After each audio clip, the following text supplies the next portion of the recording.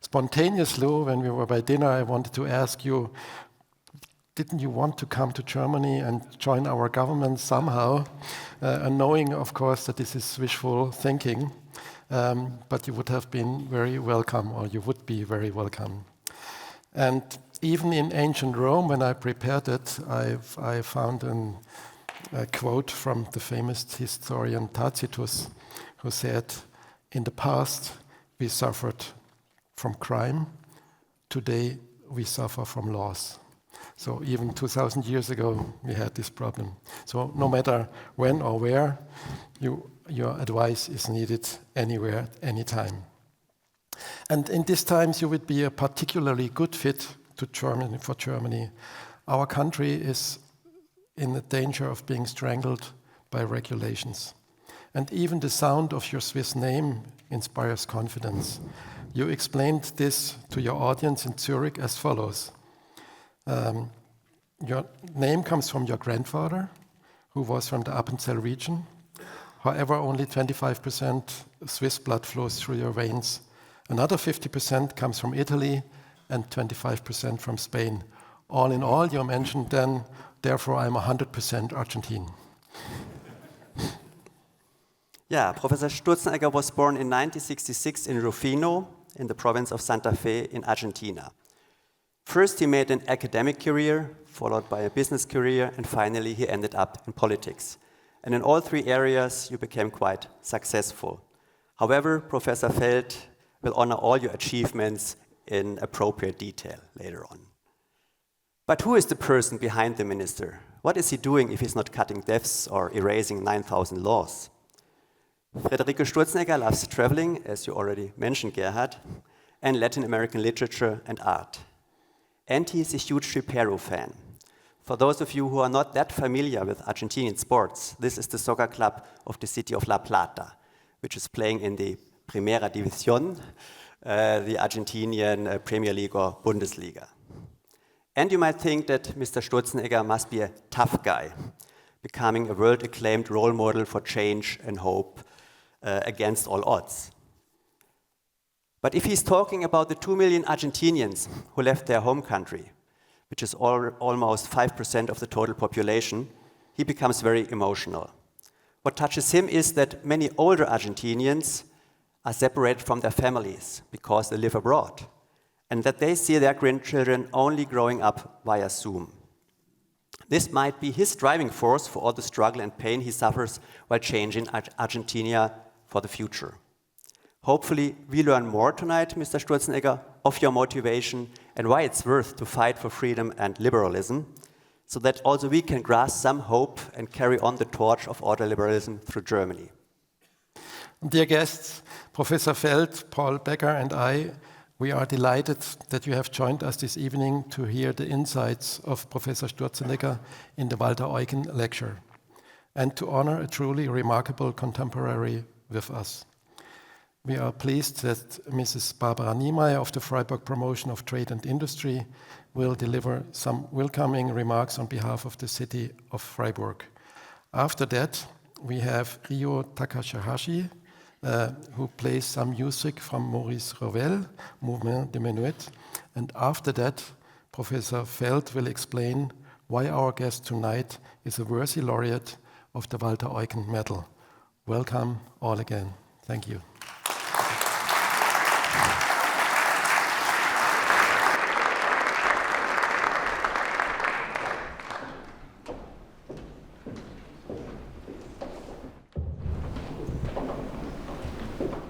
Dear Professor Sturzenegger, dear Professor Feld, dear Mr. Becker, dear Mr. Kempter, ladies and gentlemen, distinguished guests. It is a great honor for me to welcome you here today on behalf of the city of Freiburg and as a representative of our Lord Mayor Martin Hahn. Estimado Professor Sturzenegger, es un gran honor darle la bienvenida. The awarding of the Walter-Eucken Medal is a special occasion, not only for today's laureate, but also for Freiburg. This distinction is deeply connected to our city, to its history, to its university, and to a tradition of thought that has extended far beyond Freiburg itself. Freiburg is a livable city, a city known for openness, responsibility, and a forward-looking spirit, for short distances and high quality of life, but also for vibrant debate, intellectual curiosity, and the courage to question fundamental ideas. It is precisely this combination of quality of life and intellectual vitality that has long defined Freiburg. Here, at the University of Freiburg, the Freiburg School emerged in the 1930s as a way of thinking that continues to be relevant today. Walter Eucken and his colleagues, in a time of profound political and societal challenges, worked to develop an economic and social order that brings together freedom, responsibility, and stability, an order that places the individual at its center, not power. That these ideas originated in Freiburg is no coincidence. Freiburg has always been a place where academia and society are in close dialogue. A place where scholars do not remain in an ivory tower, but take responsibility, even in difficult times. Walter Eucken and the Freiburg School stand as powerful examples of this spirit. The Walter-Eucken Medal honors individuals who carry this legacy forward, individuals who have made outstanding contributions to the development and communication of ordoliberal thoughts and the principles of a free, rule-based economic order. It reminds us that academic work is not an end in itself, but something that can and should have a real impact. Dear Professor Sturzenegger, today's award places your work within this distinguished tradition. Your commitment, your academic contributions, and your clear intellectual stance reflect the spirit of the Freiburg School, a spirit that has always combined freedom with responsibility. On behalf of the city of Freiburg, I would like to offer you my warmest congratulations. Freiburg is proud to be a place where such ideas are born, developed, and critically discussed. And we are proud to host, with the Walter-Eucken Medal, an award whose significance extends far beyond our city, especially in a time when economic, societal, and political certainties are being re-examined. Revisiting fundamental questions of order, responsibility, and freedom is more relevant than ever. Freiburg sees itself not only as a city with a rich academic tradition, but also as a living laboratory for a sustainable, livable future. In this sense, today's award ceremony connects past, present, and future, the legacy of the Freiburg School, the achievement of today's scholarship, and our shared responsibility for tomorrow. Thank you for attention, and I wish you an inspiring and memorable ceremony.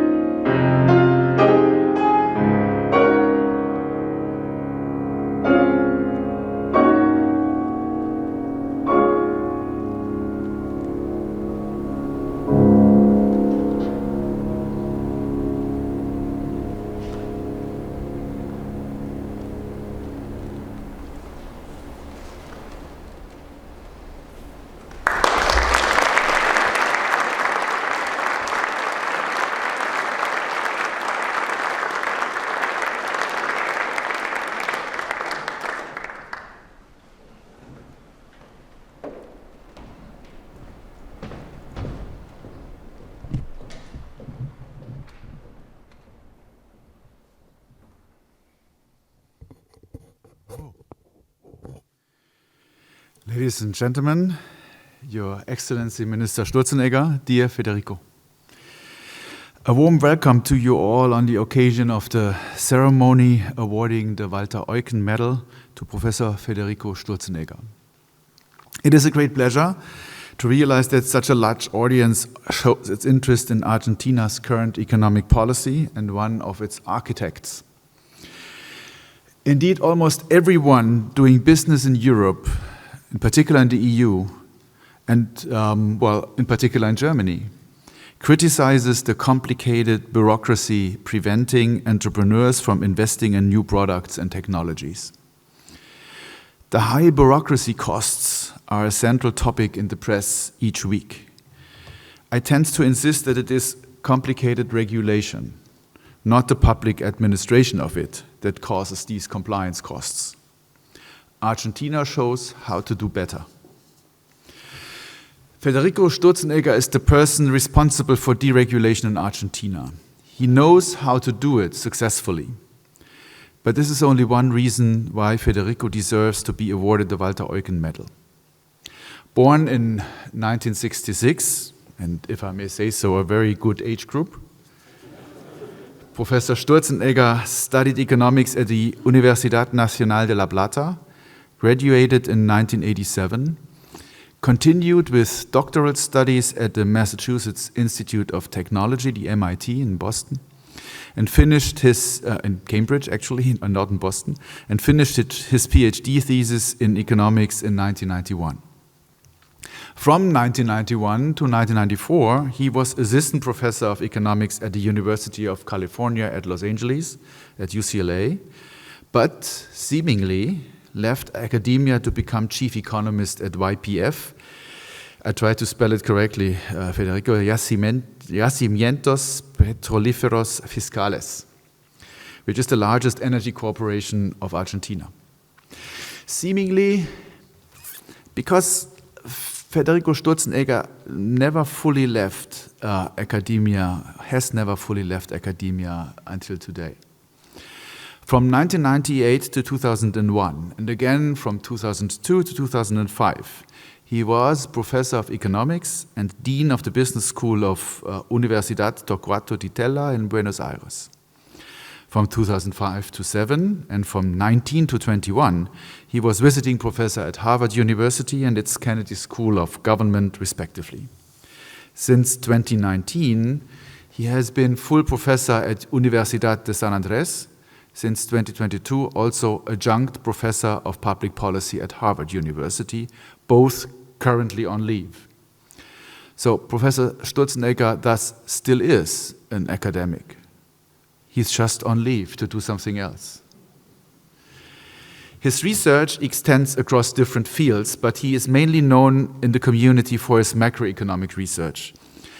His book entitled Debt Defaults and Lessons from a Decade of Crises, published together with Jerome Zettelmeier in 2006, 20 years ago by MIT Press, had a strong impact on debt restructuring, as the IMF built its own guidelines for restructuring on this research.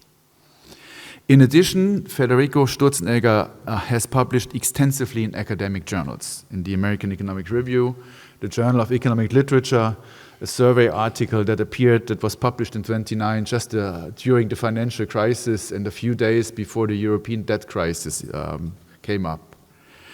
And several other journals, Journal of the European Economic Association, to Economic Policy. So many of the leading journals in the field, many of the leading academic outlays. With Felipe Campante and Andres Velasco, Federico also published a textbook on advanced macroeconomics by LSE Press. So his publication record is overall really amazing. He thus fully deserved the honorary doctorate awarded to him by the HEC in Paris. Reflecting on the different episodes in Sturzenegger's life, you may ask yourself what happened during the intermediate periods. Indeed, it is most interesting how often Federico Sturzenegger moved from academia to politics to the private sector and back. In 2001 already, he served as State Secretary of Economic Policy in the Argentinian Ministry of Economic Affairs. but resigned in November 21 already, envisaging the breakdown of the Argentinian economy a month later. In 2008, Mauricio Macri, the mayor of Buenos Aires at that time, asked him to become president of Banco Ciudad, where Sturzenegger served as president until 2013, turning the bank into the most profitable Argentinian state-owned enterprise. From 2013 to 2015, he was member of the lower house of the Argentinian parliament, representing Buenos Aires. Afterwards, starting in 2015 until 2018, Federico Sturzenegger served as governor of the Central Bank of Argentina, appointed by then President Mauricio Macri. He resigned in 2018 as the president was not able to endorse his proposals for stabilization of the Argentinian peso. The currency crisis prevailed until the IMF bailed out Argentina, not for the first time in the last 70 years since the country became its member. Federico then returned to Harvard to teach and do research at the Kennedy School.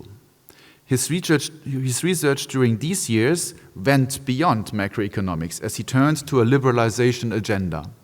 He wrote an extensive strategy paper on deregulation, privatization, and liberalization of the Argentinian economy. As presidential candidate, Javier Milei took note of a video Sturzenegger published on YouTube explaining his deregulation agenda.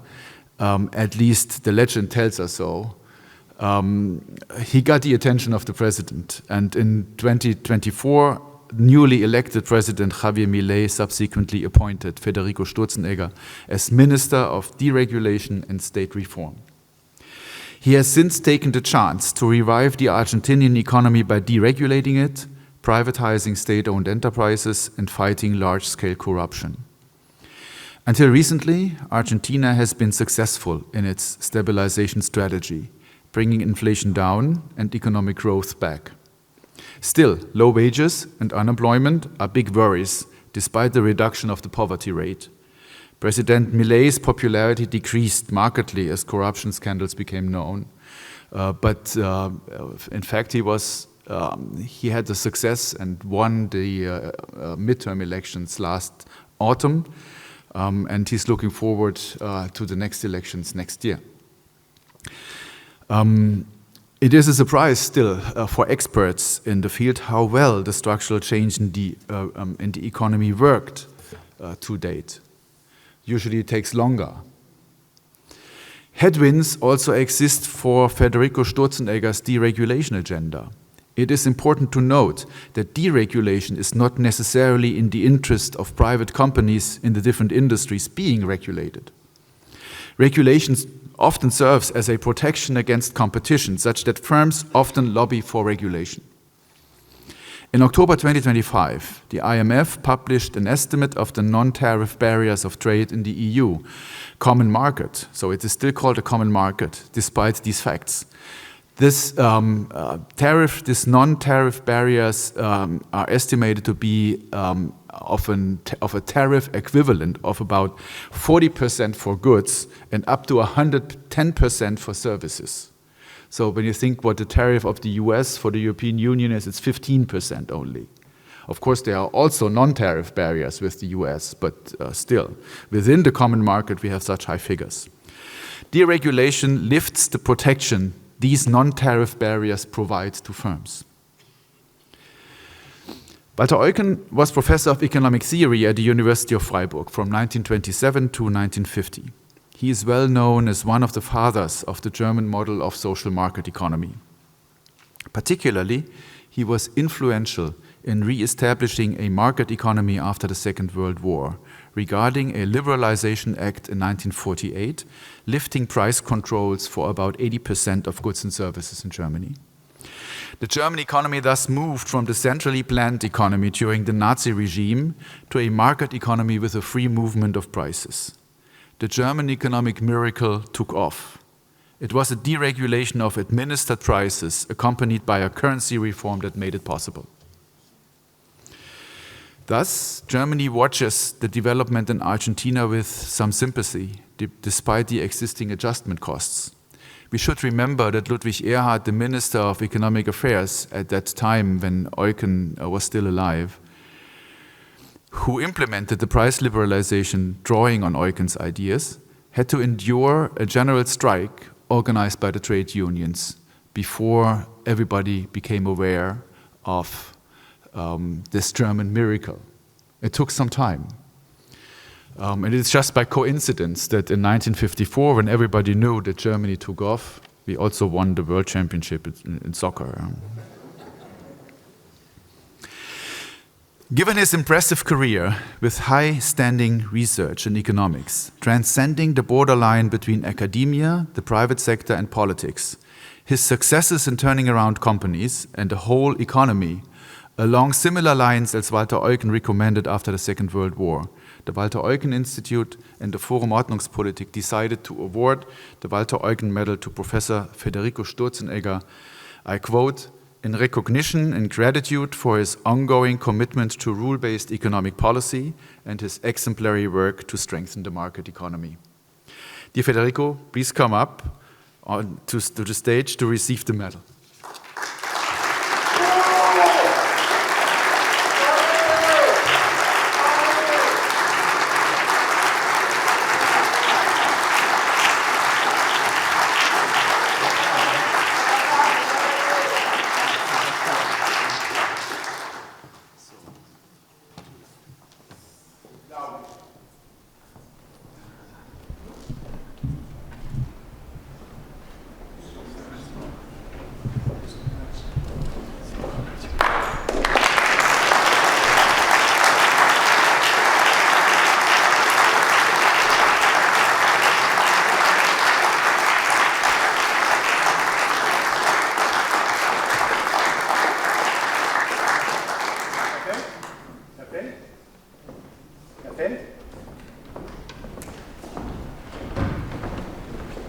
Picture. Still a picture. Sorry.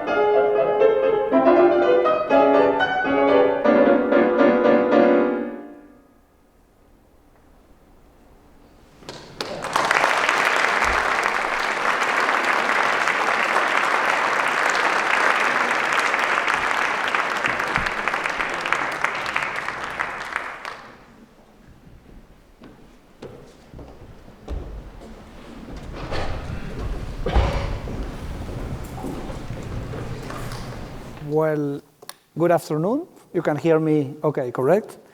A great pleasure to be here. It's actually humbling to be here with receive this award with the other candidates that had received it, including my good friend Jens, a colleague when I was governor of the Central Bank of Argentina.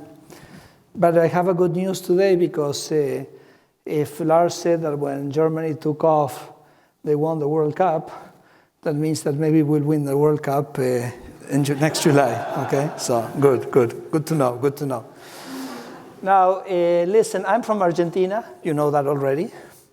You never want to take economic advice from an Argentine, okay? You know that we Argentines have been the worst student in the class for 50 years. Never turned in a homework. Got into a fight in every class break.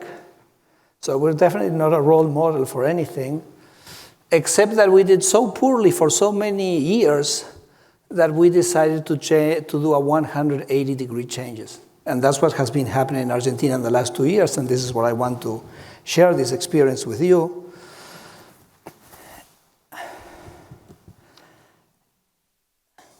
So for 2 years, we've been turning in the homework. We voted last year in the midterm election. We asked the student if they wanted to continue turning in the homework. The student said, we want to continue turning in the homework. So I think we're on a good path. But as was said before, I want to emphasize again that in the 10 years prior to Milei becoming president, 2 million Argentines left the country out of a population of 47 million. So that's close to 5% of the population.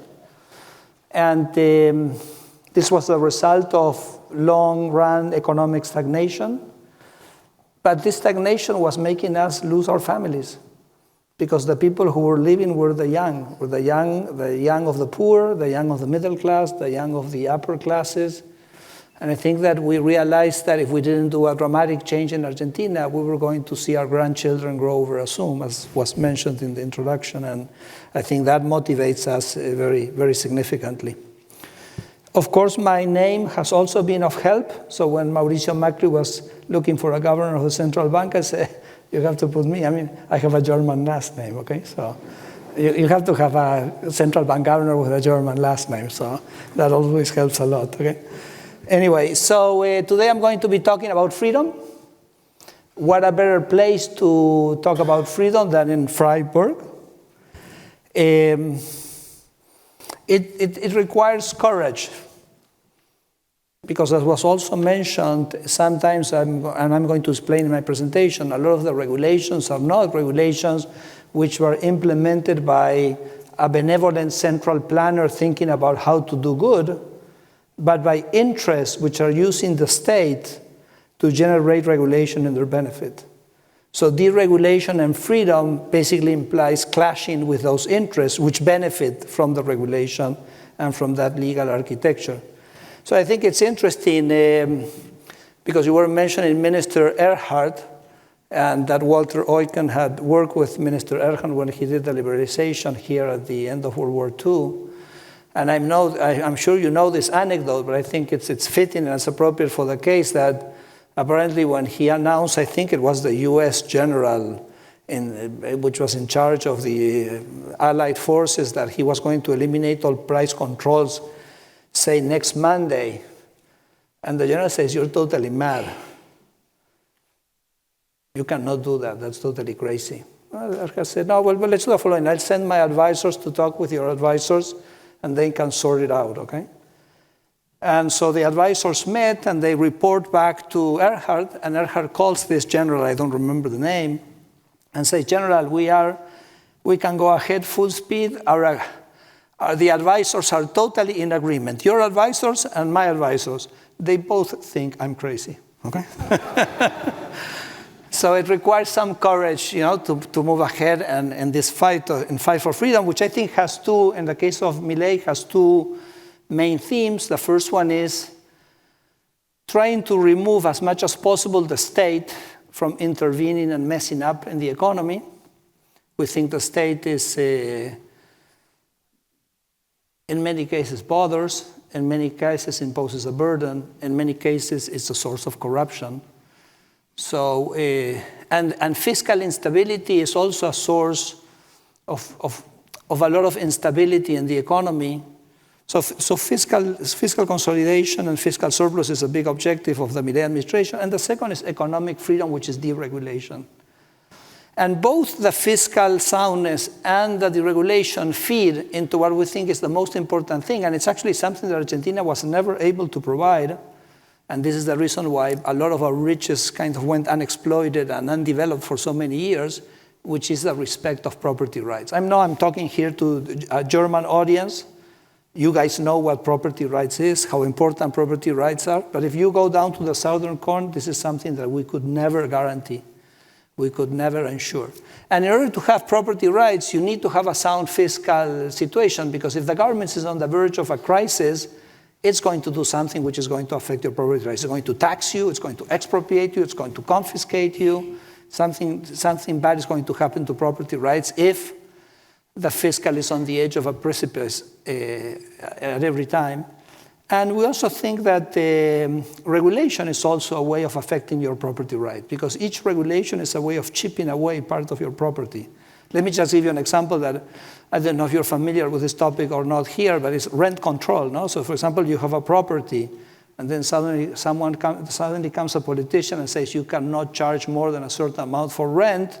That certainly affects the value of your property. So regulation is a way of chipping away the value of your property. So both fiscal soundness and deregulation basically feed into the buildup of property rights, of having sound and safe property rights. And on the basis of property rights and freedom, you can build a prosperous society. So I'm going to tell you this fantastic, amazing story that we're living in Argentina for the last 2 years, this road to freedom. Okay, this experience with freedom. Before I start, I'm going to just show you a few data so you see up front what have been the results of what has been going on. This is the inflation rate. The dotted line here is when Milei becomes president. So you can see that we were really kind of in an inflation spiral. Actually, when Milei took over, inflation was running at 1.5% per day. And you can see that we've been very successful in bringing down the inflation down from around more than 200% to about 30%. This graph here in the middle, in the top panel, is output. We were coming with an economy which was stagnant. It had been stagnant for 15 years. It's not shown in this graph, but I'll tell you, for 15 years, it had been totally stagnant since 2011. And you can see that the economy has started to recover. It has grown 10% in the first 2 years of the Milei administration. And I think is quite interesting is that you see here our exports, which had also been pretty constant, have basically boomed. And right now we're living an export-led boom where exports are growing 8 times as fast as output is growing. So I think that's quite interesting. Well, here you see the budget deficit. So you see there was a pretty significant change, correct? Milei reduced government expenditure 30% in his first month. That's a reduction of 5% of GDP in 1 month. So he achieved a fiscal surplus, just kind of cold turkey. The economy grew 6% because when you I'm going to explain that in a minute. When you reduce government expenditure, you reduce the taxes that you charge people to pay for that government expenditure. And a very important tax that we were using to finance this bloated deficit was the inflation tax, because part of that expenditure was being financed with money printing. You've forgotten about these things, okay? For you, it's almost a century you've stopped doing this kind of mischief. So when we stopped printing money to finance the deficit because we reduced government expenditure and therefore we didn't have a deficit any longer, poverty plummeted because inflation is a tax on the poor. So when you reduce inflation from 200% to 30%, you have a relief for those most needed in society, which are the ones which are more exposed to the inflation. And therefore you see here, this is the poverty rate.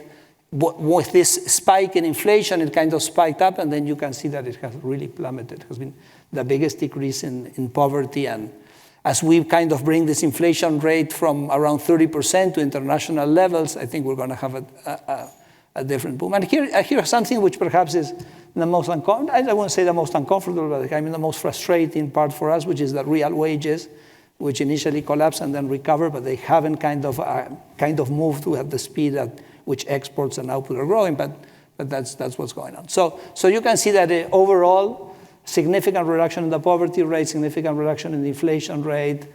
And for 2 years now, we had a fiscal surplus, which is a total novelty in Argentina. And the output has been recovering. It has grown 10% in the first 2 years after 15 years of stagnation. So I think it's a pretty good start.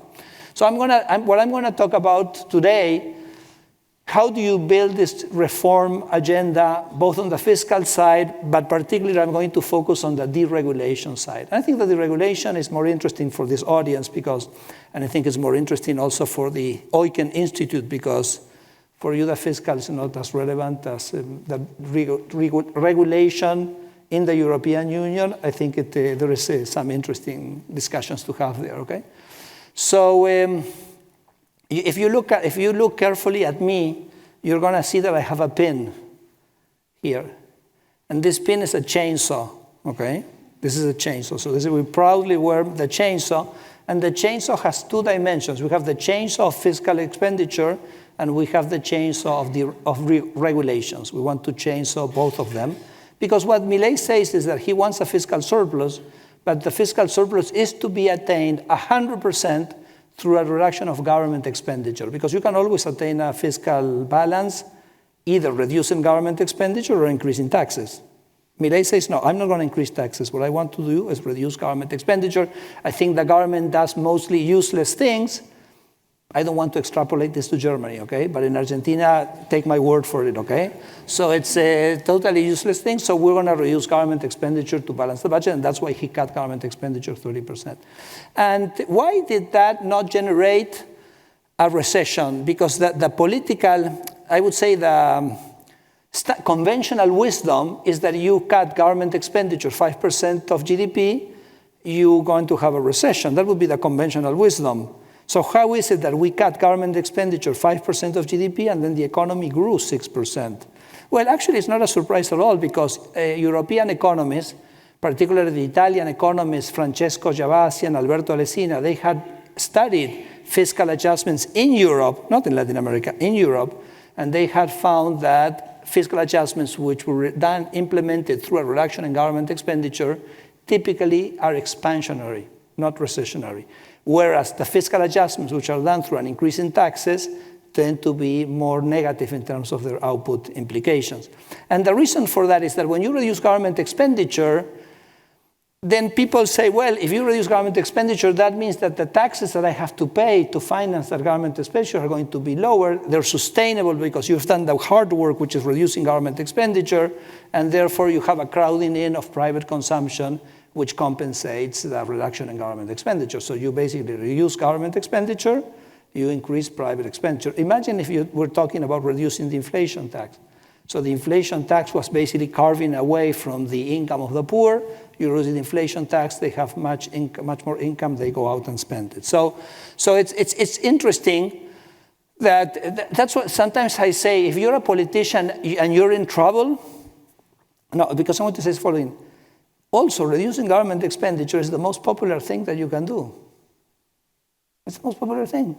Because President Milei says, how can it be that the politician convinced us that taking the money from the people, so the politician gets into the pockets of people and takes the money, and the politician spends the money on behalf of the people, that's the popular thing to do, and that's more popular than the politician returning the money to the people so that people spend them themselves. I'm sure Walter Eucken would agree with this statement. So Milei says, no, we're going to reduce government expenditure, we're going to tax people less, and then people will have more money because they're not giving it to the politicians, for the politicians to spend on their behalf. So reducing government expenditure is the most popular thing that you can do. And in the case of Milei, we reduce government expenditure, we reduce the inflation tax, and 2 years into the administration, he wins the midterm elections by a landslide. So if you're a politician in trouble, remember, cut government expenditure, okay? That's the best thing you can do, okay? So this is the one-to-one reduction in taxes, crowding in, and in our case, strongly progressive, because a big chunk of our government expenditure was being financed by the inflation tax, which was the brunt of which was paid by the poor. So that's the only thing I'm going to say about fiscal adjustment. I'm going to move to deregulation, okay? So the regulation is the removal of barriers. I'm going to show you some numbers just in a minute, but I want to say a few things in general first. Everything which is regulation is anti-competitive, because every regulation is a barrier to entry of one sort or the other, of a higher height or a lower height, but it's a barrier to entry. So every regulation is anti-competitive, first thing that we want to know. Second, it's pro-corruption. Maybe not so much in Germany, but in Argentina it's pro-corruption, because every paper that you have to shift from one desk to the other, there's someone there asking for a little bit of some, let's say, gratification. Let's put it that way, okay, to get it. So that you remove the thing, you remove the gratification, okay? So that's why Elon Musk say, the best peace is no peace, okay? So you have to keep that in mind when you think about the deregulation. And the other thing I want to say is that deregulation is very much in favor of small firms. Because if you have a hefty regulation, a very large firm, they have their lawyer departments, they have their compliance department, they can get through it. But a small firm, a nascent firm, an entrepreneurial firm, the firms which are going to shake up the system, those are the ones which are most hurt by regulation. The other day I was giving a talk in Santander, and Ana Botín, the president of Santander, was basically showing that financial regulation in the European Union was the equivalent, listen to this, to 100 Don Quixotes. You know Don Quixote? It's a kind of a book like this. Well, what did I say? 100 Don Quixote. That's how much you have to read for financial regulation. So, you know, that has to be wrong. I mean, that cannot be right, okay? That cannot be right. There can nothing be written there that can be right, okay? So anyway, deregulation is a process of removal of barriers which help eliminate corruption, which help the small firm, help the entrepreneurship, help growth, and so it has all these virtues. This is just a little bit of numbers so that you get an idea. What you have on the left here is the reduction in the payroll in the state. So if you take the centralized administration in Argentina with the public enterprises, those were 300,000 employees, and we've basically reduced that payroll by 65,000, okay? So it's a very significant amount.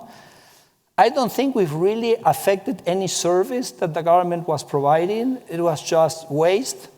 It was just inefficiencies, okay? In fact, the fewer the people, the more efficient the whole system works. Because if you have people there doing nothing, you have to take care of them, okay? And they also have to find something for themselves to do if they want to remain psychologically sane. And what they find to do is always bothering the private sector, okay? So if you kind of reduce that, it's kind of very much the benefit of the society as a whole, okay? And then, of course, this reduction, for example, this reduction is a savings of about $2 billion a year in wages, and that's $2 billion less of taxes that we have to ask people to pay for this payroll. So now people have $2 billion more of money in their pockets. They go out, they spend it, okay. And here you have the deregulations that I've implemented. I implemented with, of course, this is an effort that we're doing jointly with the whole cabinet and the whole government. I'm perhaps a little bit the catalyst of this change. You see there a number which says 15,000. 15,000 is basically the number of articles in laws or regulations which require the private sector to do something. Oh, you have to sign up in this registry. Oh, you have to do this. Oh, you have to do that. Well, we've removed 15,000 of those restrictions, of those obligations. So I think this must be one of the most amazing deregulation progress that we've seen recently in recent times. And today what I want to do in the rest of my is how did we do it? What was the mechanism to do this deregulation, okay? But it's very exciting. It's a lot of fun. Of course, some of these regulations, as was said, are the workings of interest. So when you deregulate, you clash with the guys who were benefiting in the private sector from this interest. And I think Lars was explaining to me, this is very much along the lines of Walter-Eucken's thinking, the idea of these large conglomerates capturing the state and basically generating an economic system which ends up working in their benefit and not the benefit of the common ruler, the common people. So I would say this is something that I've already mentioned it, but I want to underscore this. Regulation is not the working of a central planner, of a benevolent central planner. It's the working of interest, trying to get protection. And they work like a velociraptor. You remember the velociraptors in the Jurassic Park, the first Jurassic Park movie? You remember, okay? Everybody remembers? Yes? Okay, and what does the guy say about the velociraptors? That they were constantly testing the fence to find the weakness in the fence, okay? Interest groups work the same way. They test, so they come to my office, no. Okay, they go to the next office, okay? Then they go to Congress, no. If this government doesn't work, they go to the next government. So after 50 years, eventually they find the weakness. The problem is that when they find the weakness and they penetrate the fence and they get the regulation that protects them, that generates rents. And then they can use these rents to perpetuate those benefits over time, okay? So it's my velociraptor theory of interest groups, okay? I'll show you an example which illustrates this in the most amazing way possible, or in the most direct way, which is that when, Argentina is a large country. If you don't have an idea of how big it is, put it over Europe, kind of transport it and put it over Europe, you'll see that it stretches from Portugal to Estonia. So it's a pretty big thing, okay? We have only 47 million people, so you can realize that it's not very densely populated, and 13 of those million live in the greater Buenos Aires area. But surprisingly, in a country with such low density, the use of satellite internet was forbidden in Argentina. And you say, why on earth, or why on space, maybe I should say, why on space should I forbid the use of satellite internet? What would be the reason for that? Oh, there's no reason. There's no reasonable reason.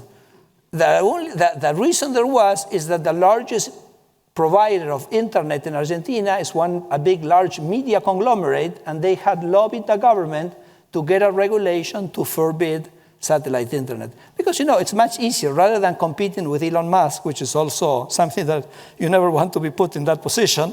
in your life. But much easier than competing with Elon Musk is to basically convince a government official to prohibit Elon Musk, okay? To forbid Elon Musk. So when Milei came to government, there were no users of satellite internet in Argentina.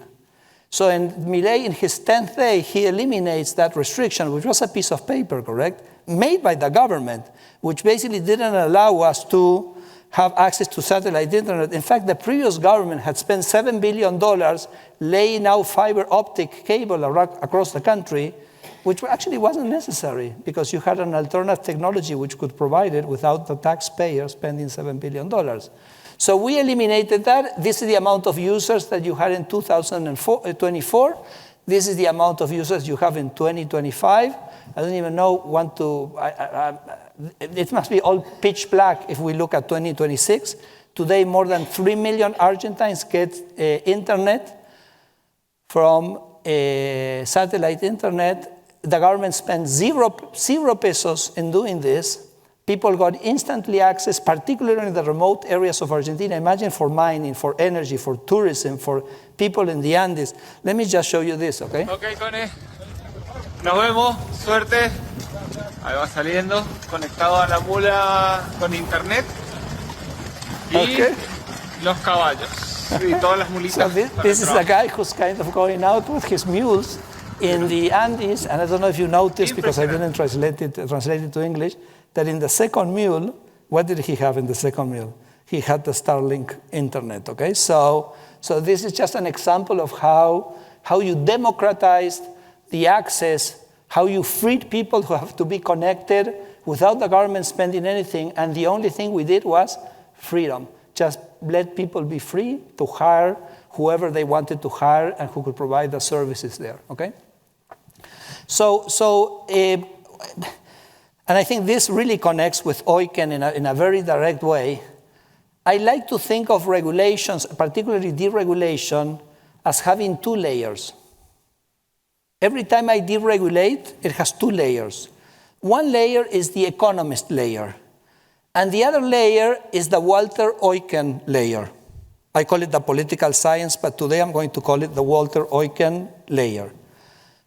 I'll give you an example. I do competition policies. Why do we do competition policies? Because we know that the economy is more competitive, is going to work better, correct? I mean, with competition, you have lower prices, you have better service, everything that we know that we teach in our economics class. That's the economist layer. What's the Walter-Eucken dimension of deregulation? It's that when you deregulate, you reduce the rents of the players that were using those rents to perpetuate the protection. So I tackle a sector which was protected, that you had regulation. I deregulate. This regulation was protecting competition from coming into this sector. So the competition is good, but the competition is double good because it also reduces the rent of that guy who was using the rents to convince the politicians to continue with the restriction and the regulation. So the Walter-Eucken dimension is the political economy dimension, which is that you dilute the economic power of what I call the blocking agents. Okay, so Argentina was in the middle of a cage. Sometimes I say it was in its own Bermuda Triangle. You know the Bermuda Triangle, correct? You drown in the Bermuda Triangle, okay? So we were drowning in our self-made Bermuda Triangle. And the Bermuda Triangle had in the corners of the triangle, you had the unions, which had managed the system to generate huge rents to the unions. You had the crony capitalists, which are those guys who made Argentina the closest economy in the world and which kind of closed the economy to be protected. And then you had the Peronist Party, which was kind of the third caretaker of this system. The President Milei calls this the caste system. You know, the castes. Is understood what I say? The caste system. And here's what I want to blow up the caste system. And that's a little bit where my work comes in because, as I'm going to explain in a minute, this caste system is built in the legal framework. So in Argentina, the theft, it's not illegal. There's illegal theft. But the theft sometimes is legal, because they're stealing from the people through the mechanisms of protection that the law and privileges and transfers of resources that the law has basically imposed on the society as a whole. So we basically came to the conclusion that in order to undo the caste system, or I would call it the statu quo system, you have to undermine the legal architecture which supports this legal theft. That's, I think, someone mentioned also that Grant Gilmore, which was a jurist in the US, a professor, I think, at Yale University, he said that, how do you say, more laws, there's less justice. If you go to hell, there's only laws. You want to have a description of hell? It's just laws. Okay, this is what this guy said. Okay, so the conceptual framework is deregulation serves the purpose of the economists, but it serves the purpose of the political scientists to change the relative power of the different economic actors and their ability to block the reform agenda.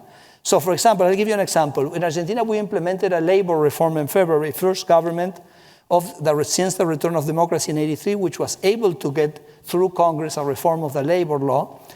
And the labor law has one section which has to do with the working of the labor market. That would be the economist's turf, so that the market works with more flexibility, lower hiring and firing costs, and all the things that we teach in the labor economics course.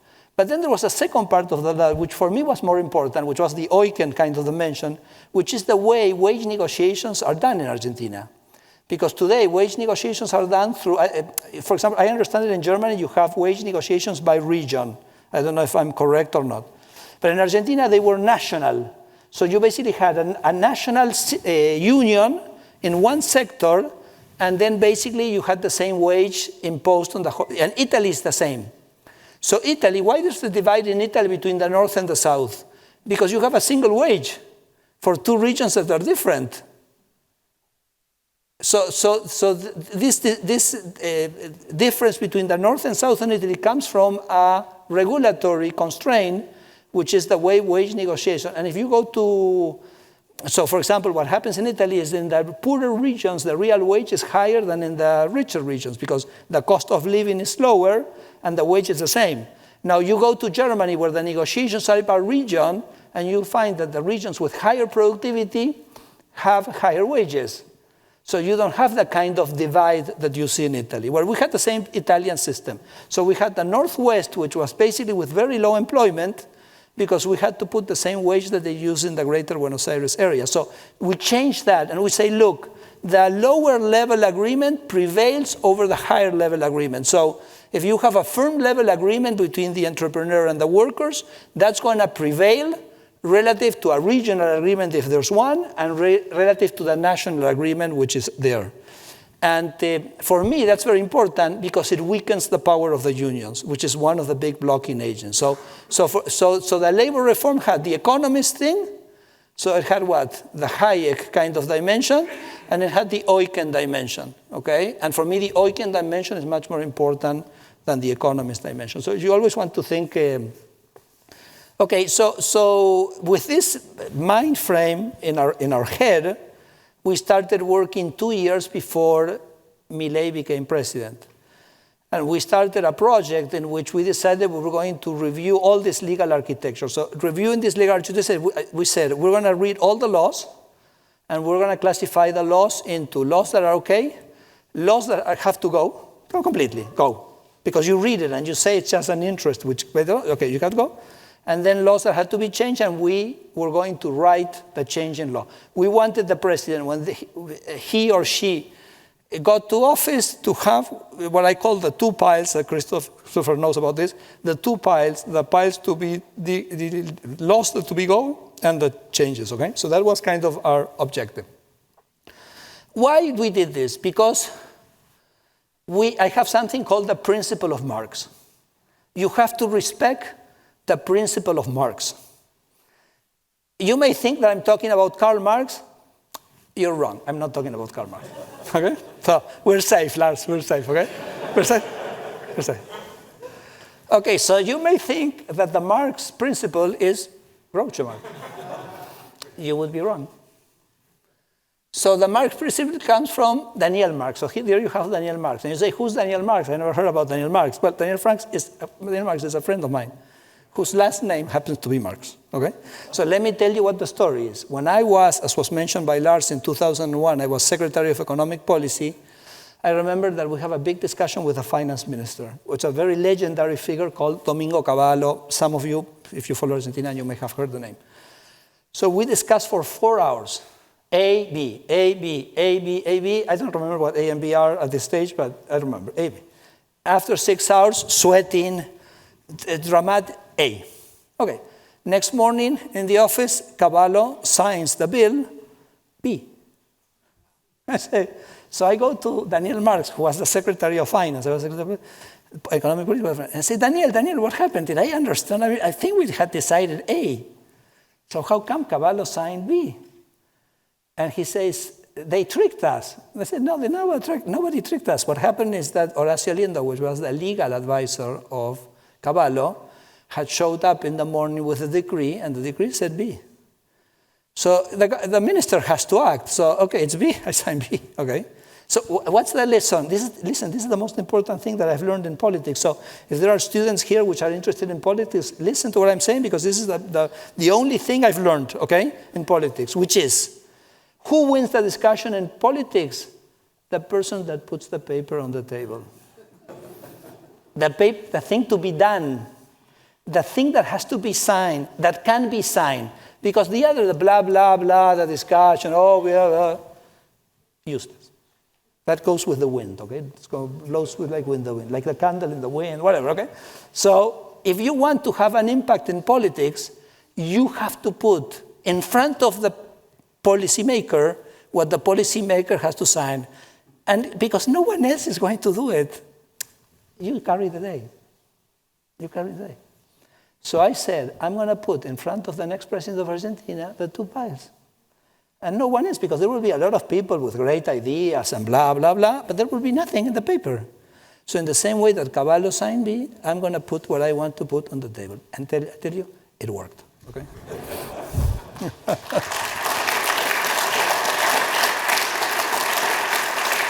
So, listen, I'm gonna come to this, but these are the piles, okay? So these are the actual piles that I took to President Milei. The one on the left says the laws that had to go, and the pile on, you see that there's a lot of pages there, okay? So I worked. I mean, it's easy to say, let's put the piece of paper on the table. It's a lot of work, okay? But if you do it, you're done, okay? So when we tackle this project of reviewing the whole legal system, and we said we're going to read absolutely every law, we're not going to prioritize, we're going to do everything, we had to have some principles. Because you can change the laws, and you can have one principle, or you can have another. So our principles were those of creating a free society. So that means that, for example, we want to foster competition. Well, you know, you have a...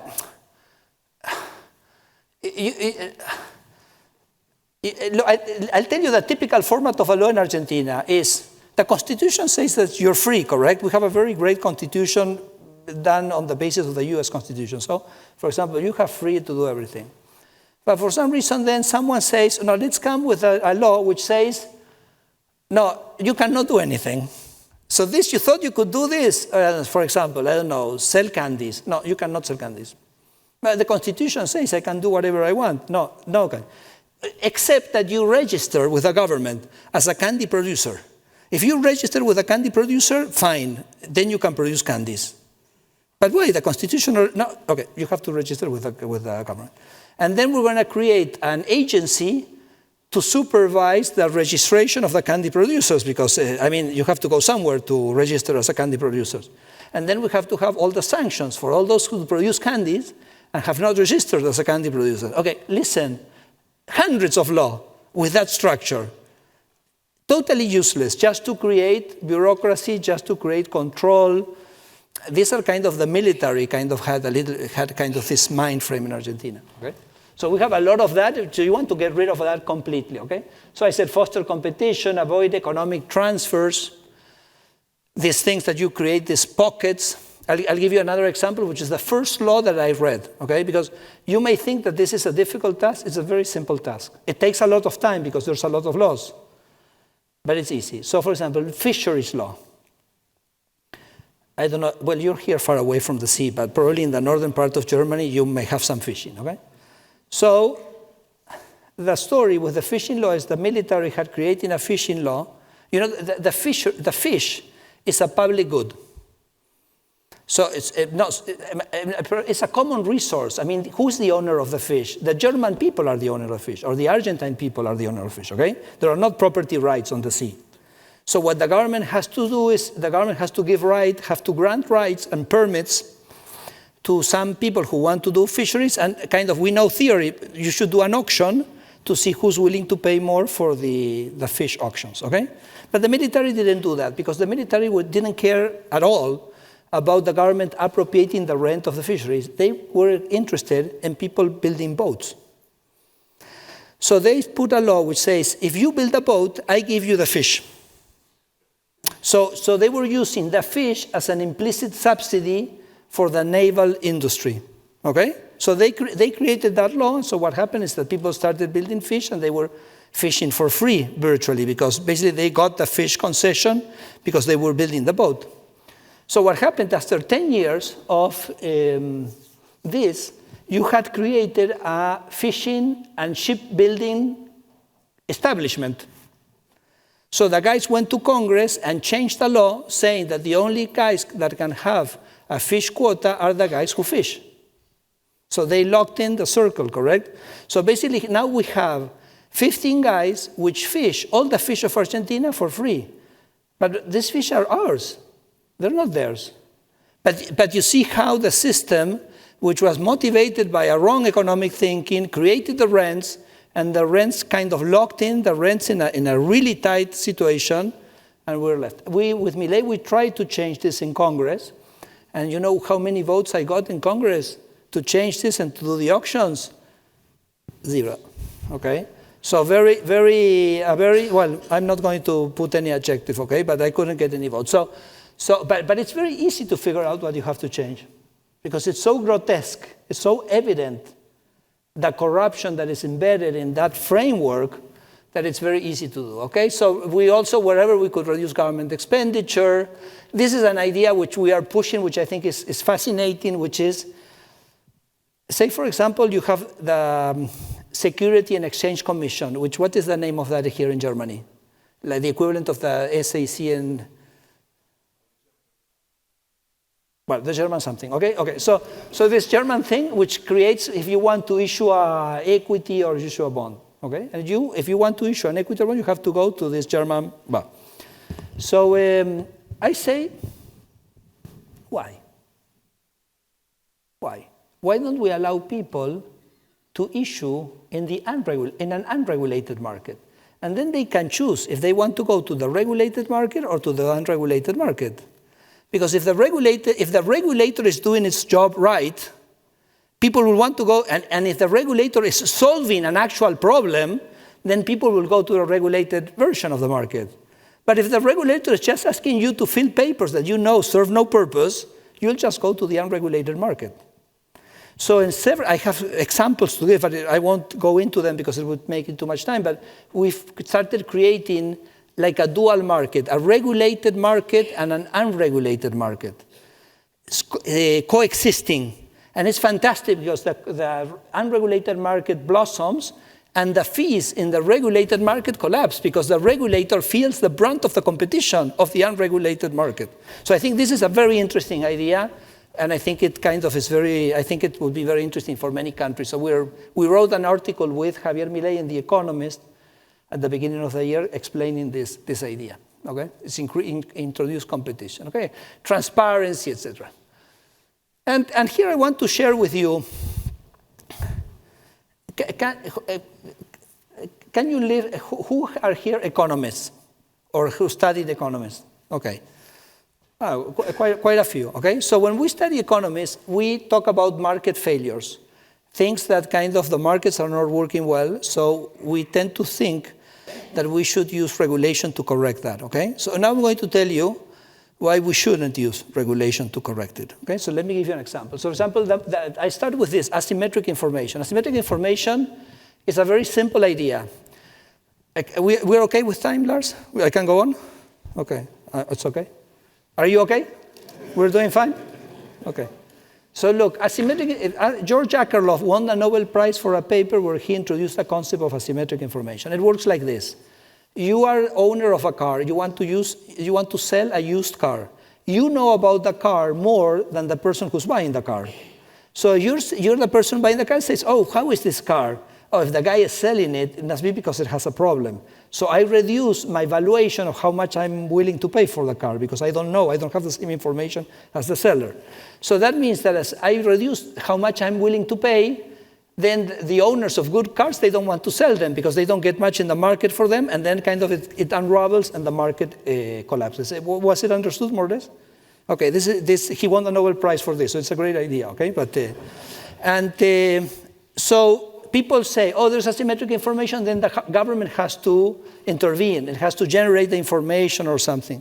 And look how curious, because Akerlof illustrated this market failure with the market for used cars.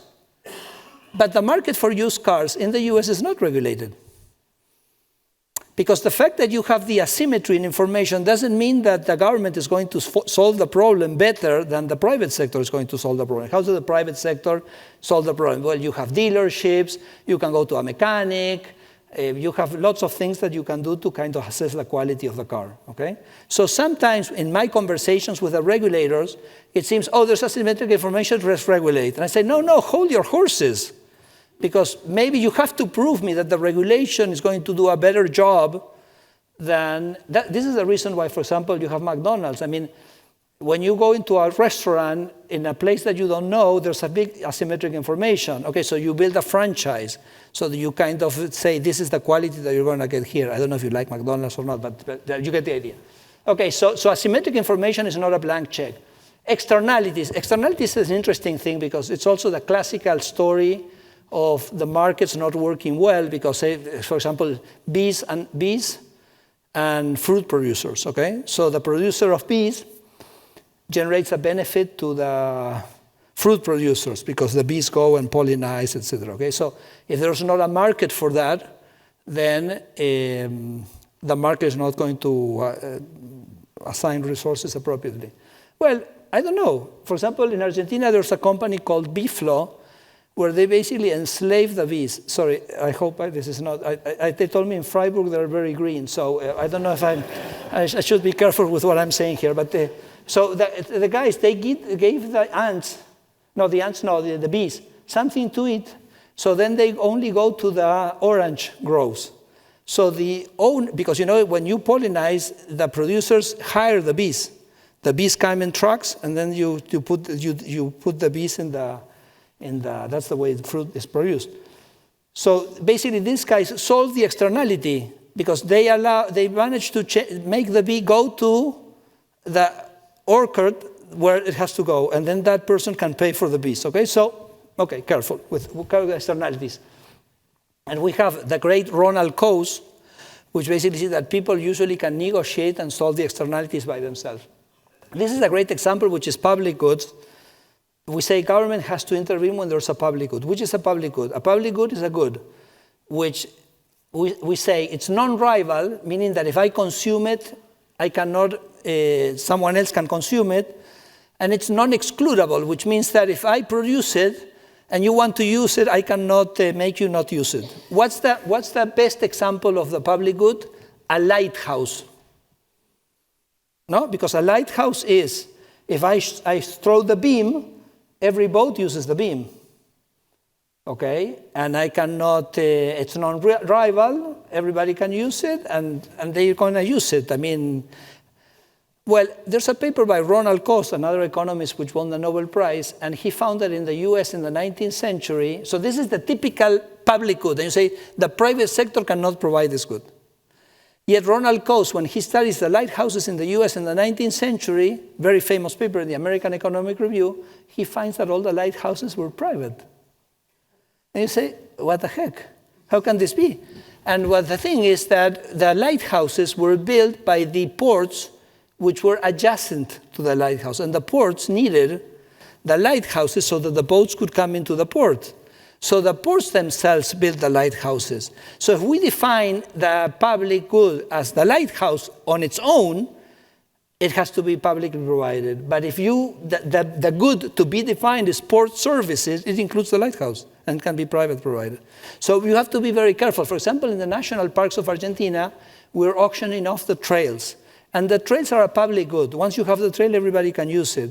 So we ask the people who want to do activities in the national parks, you're going to build a public good. And I say, okay, fine, we're going to build a public good. And what they do is initially they scale the public good very small for their use, and then if other people come in to work in the same area, they agree among themselves and they start scaling up. So kind of once you allow also for the scale of the public goods, then it's much more likely that the public goods themselves may be provided by the private sector as well. So maybe this is not a good, kind of an obvious reason why the government should be intervening, okay?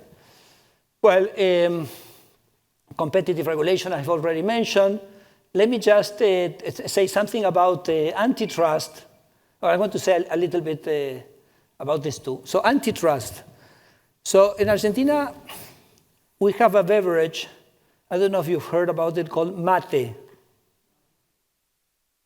You know Messi? Messi, you know, here, I mean, soccer is big here, okay? So Messi. Messi is all the time drinking mate, okay? Okay, so mate in Argentina is a very competitive industry. Thousands of producers, hundreds of brands, perfect. Okay. So what does the government do when you have a competitive industry? It transforms it into a monopoly.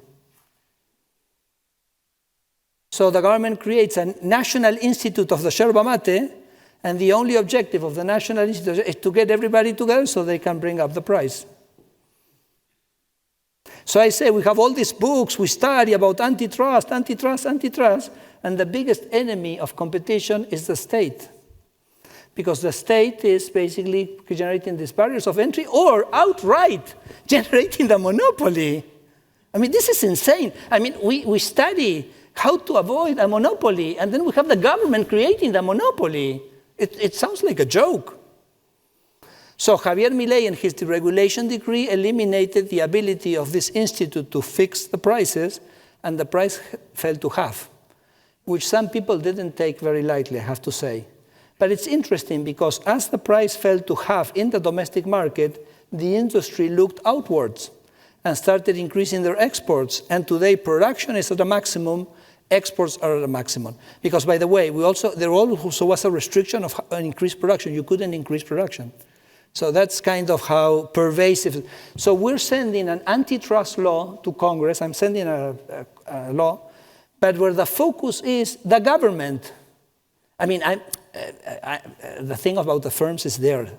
But I'm adding a chapter of the antitrust. What has to be more vigilant is about the policies that the government implement which destroy competition.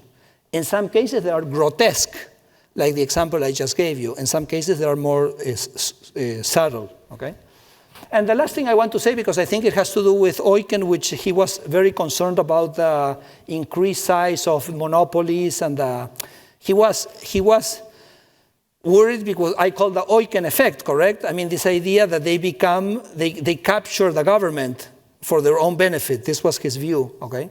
Here we have a slightly different approach. We say, it doesn't matter if a company is large and it has decreasing average cost, you want it to be large, because that means that you're going to produce more efficiently. What you have to make sure is that the competition is possible, that the market is contestable, we say technically in economics, that someone can come in and, I'll give you an example. Nokia was the largest producer of cell phones. I'm sure many here still remember those ages.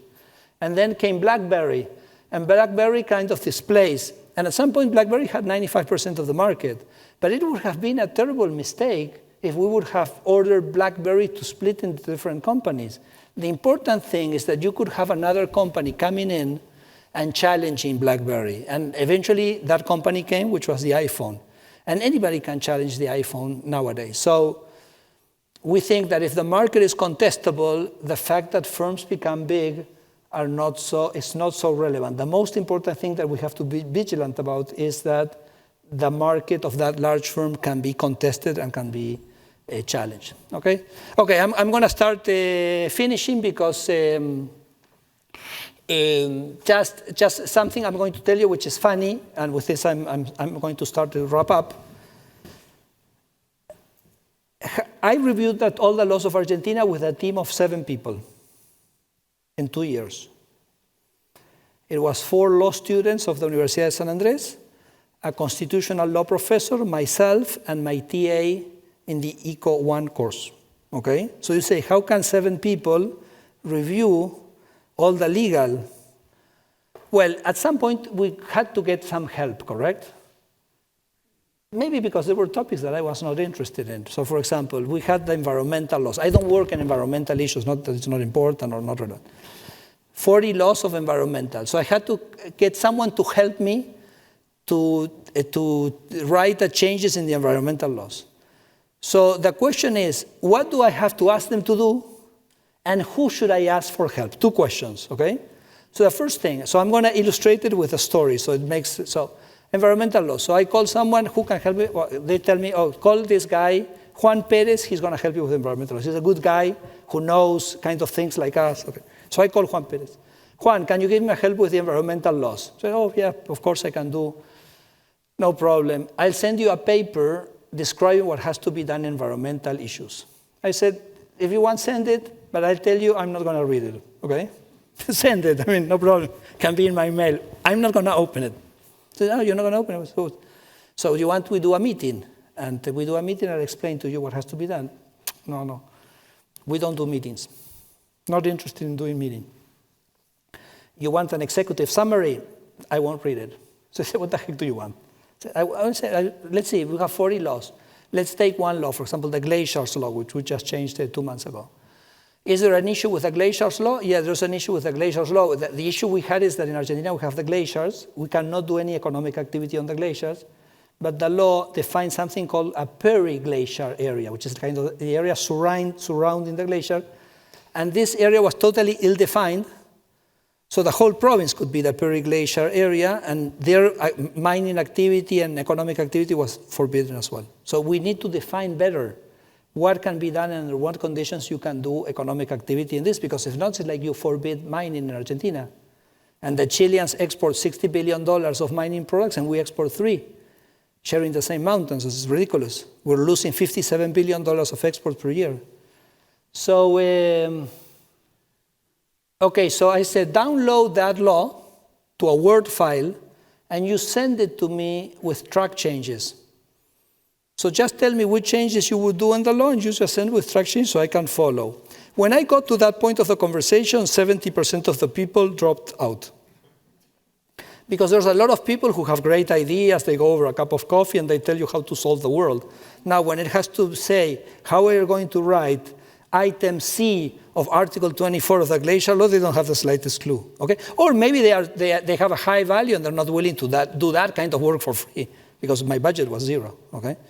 So a very important thing is, but for me this was very critical, because it allowed me to identify who was going to help me get the job done without myself spending time.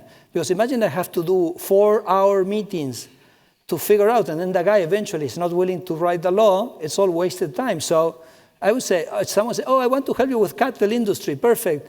Take law 24076 and send me with track change. I never heard again from the guy, okay? So it was very efficient as a way of eliminating the people. And now, when someone brought me something that I like, say, oh, you did the glaciers law, now do the water law, now do the air law, and then kind of the piles kept growing. And the other thing is who could help me. This is also very interesting, because initially I tried to contact these big law firms, okay?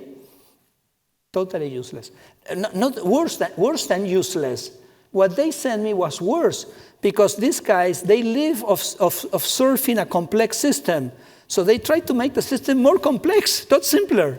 So, okay, I tried twice, and then I forgot completely about this guy's totally useless. Then you had the experts, and the experts also were pretty much useless, because the experts have a lot of their capital invested in a certain framework. They know. So they're going to help improve the thing on the margin, but they were not going to ever ask this question if the whole thing made sense in the first place, or you could get rid of everything. And these guys were never going to tell you that you should get rid of everything, okay? So the experts were not used. So who were the people who helped me? The victims. What, victims? Victims? Like the victim? So what's the victim? The victim of the people who suffered the loss. So for example, the commercial lawyer that knew all the useless paperwork that the system requested them to do. Okay, these are the guys. That was the profile of the guy that helped me change the laws in the way that I wanted. So both focusing on what had to be delivered, that the only product acceptable in the project was attract edited changes of the law, plus going to the victims, it was a blockbuster combination. In 2 years, I had the two piles, okay? I had that, okay?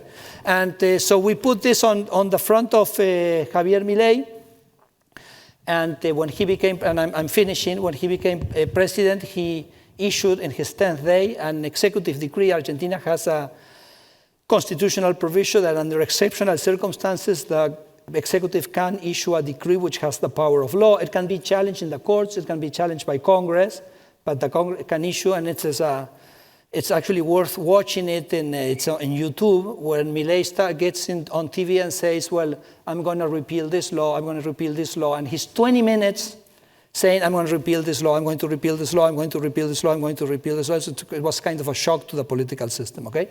And a lot come from these piles, correct?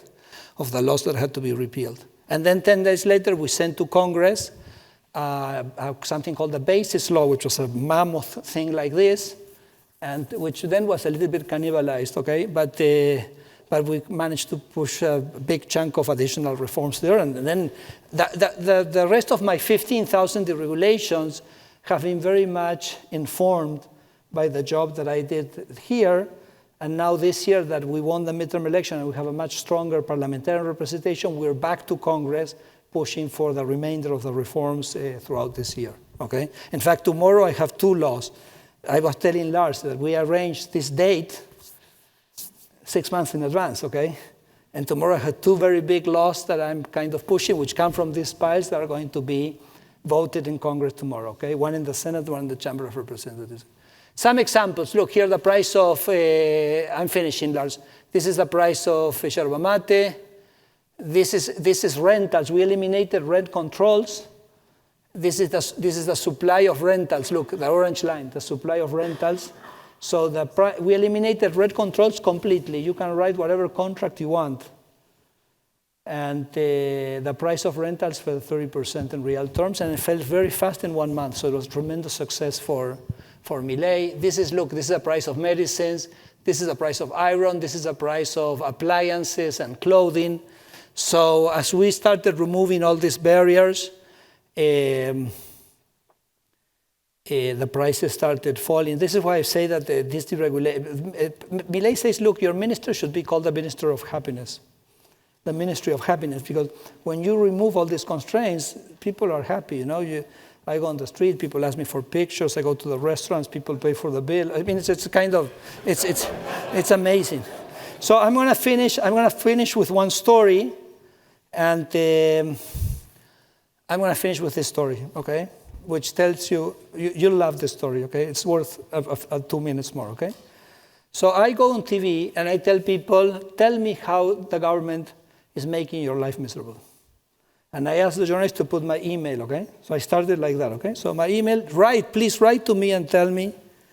So people start writing to me. Eventually, I had so many emails that we had to set up a website in the ministry page, which is called Report Your Bureaucracy, where we've got 15,000 recommendations of regulations to be eliminated. But I want to stick to this story. A guy writes to me and says, Federico, can you help me with my watermelons? Cryptic. So I was curious, okay? So I wrote back and says, what's the problem with your watermelons? They don't taste good. Because there's nothing I can do about that. She says, no, my watermelons are great. In fact, I'm a big exporter of watermelons. Oh, that's great. So what's your problem? No, my problem is that the government forces me to package the watermelons in a special way. that the government wants me. And it's not the way my foreign clients want the watermelons packaged. So I've been for 10 years going to the government saying, please allow me to package the watermelons in the way, I showed this in Zurich. I showed the video. No, I don't think I showed the video. Look at this, because this is after Zurich. So I'm trying to convince the government, let me package the watermelons the way my foreign client wants the watermelons. And he writes to me as a postdata, we're not talking enriched plutonium here, okay? This is not Chernobyl residues, okay? This is watermelons, okay? Who cares why does the government care why they're packaged in a way, one way or the other? Okay, so I say, oh, so you're not exporting the watermelons? No, I'm exporting the watermelons. He says, of course I'm exporting the watermelons. So how do you solve it? I said, well, I package the watermelons like the government wants me to do, and then when the boat leaves the port, 100 meters into the river, I say, stop. And then I send 70 guys, and they tear the packages apart, and then they repackage, okay? And I'm reading, I'm in my computer reading this, okay? And my eyes are swelling because, and I tell my team, this story has to be true. Because if not, I cannot imagine this. I mean, you cannot have the imagination to imagine this level of absurdity and inefficiencies and ridiculousness. This is something of the military, okay? Because this was from 1983. And then you ask yourself, since 1983, I'm in 2024. And no one in 20 years, no, what I'm talking, in 40 years, put any attention that this ridiculous thing was going on for 40 years, imposing a cost. So I removed everything. And it was very funny because I printed all the regulations of fruit producing, which was 2.5 kilos of paper. So to be a fruit producer, first you needed a PhD in literature, okay? To learn how to read all that time, okay? And then you could become a fruit producer. And I went to the Food and Drug Administration and said, what should the government do? So I'm going to start from zero, from a blanket slate. And the guy says two things which are very reasonable, which is that I need to know who's producing what and where, because if there's a plague, because as I'm the sanitary police of the fruit. So if there's a plague, for example, in apples, I need to know who is doing apples. So I can coordinate the efforts to avoid the plague spreading. Perfect. So we're going to have a registry so people tell you who's producing what where. And then the other thing we need to do is phytosanitary certificates, because if we're sending a container of apples to Switzerland or to Freiburg, and someone opens here at the Sol, it's a Sol, opens the container and it's full of flies, they're going to close it and they're going to close the Argentine market. So we need to have that in context. I said, anything else? Anything else? Nothing else? Nothing else. So basically I wrote a regulation which was 2 pages for food producers, and I scrapped the 2.5 kilos, where you even had the height of the, the saucet where the water to clean your hands. Well, the thing had to have a height of more than 12 centimeters. Okay, that kind of absurdities we have. Okay, so we eliminate all that, and a few weeks or months later, I received this video with which I finished the thing, okay? And you're going to hear this guy. This is the guy who wrote to me with the watermelon story. I have the translation in English. Hoy es un día histórico para la localidad de Juan José Castelichaco. Esta sandía es la primera sandía en la historia que se logra exportar al país vecino de Uruguay. Y queríamos darles las gracias exclusivas a nuestro presidente de la Nación, Javier Milei, a nuestro ministro de Desregulación, Federico Sturzenegger, porque sin ello esto no hubiese sido posible. Específicamente, Federico logró disolver muchas trabas burocráticas que teníamos en aduana, y hoy un sueño que se transformó en realidad, hoy es un hecho concreto. Esperemos exportar muchos equipos más.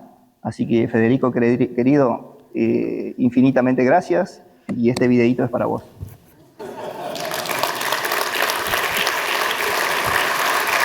So,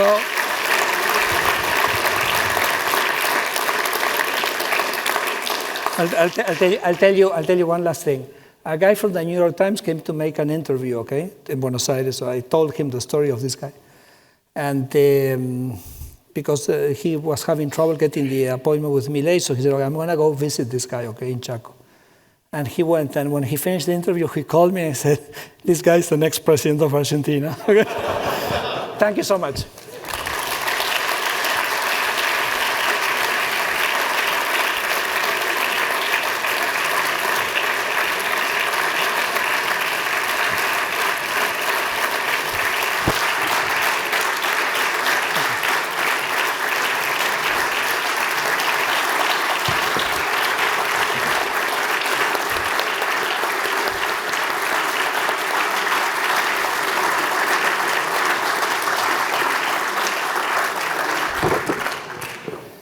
Dear Federico, thank you very much for this great, impressive talk. You've seen how you convinced this audience. It's really been very impressive.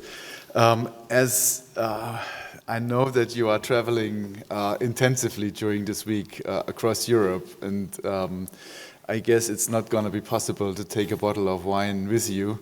And also, given the fact that Argentina has wonderful wines already, and you liberalized the wine regime recently, so I thought, well, giving you some of these highly regulated wines for Germany is not a good idea.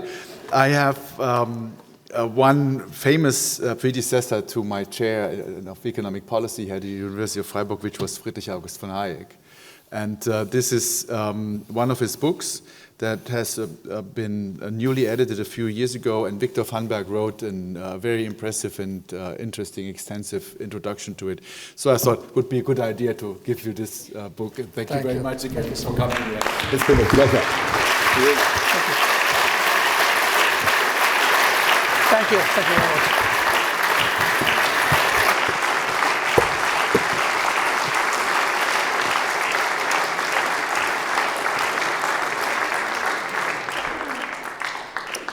So the only thing that remains me to do is just to invite you for a reception. I think we can have a drink outside. Thank you very much.